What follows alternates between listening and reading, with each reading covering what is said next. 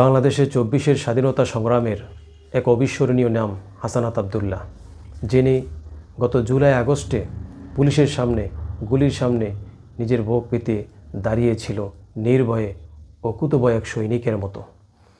হয়তোবা গুলিবিদ্ধ হয়ে শহীদ হতে পারত, তারপরও পিছপা হয়নি। এদেশের জন্য, মানবতার জন্য, এদেশের মানুষের জন্য, এদেশকে ভালোবেসে সে আমাদের জন্য কাজ করে যাচ্ছে।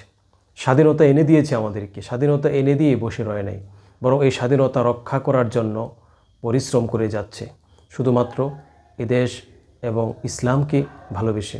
আজ কতিপয় বিভ্রান্ত ব্যক্তি তার উপরে হামলা করেছে। আমরা তার তীব্র নিন্দা জানাই এবং আমাদের প্রধান উপদেষ্টা ডক্টর ইউনূস সাহেবের কাছে আমরা আবেদন করছি, অনতিবিলম্বে যারা তার উপরে হামলা করেছে তাদেরকে যেন গ্রেফতার করে দৃষ্টান্তমূলক শাস্তি দেওয়া হোক। কারণ আমরা বুঝতে পেরেছি যারা তার উপরে হামলা করেছে তারা পালিয়ে যাওয়া স্বৈরাচারী দোসর দালাল ছাড়া আর কেউ নয়।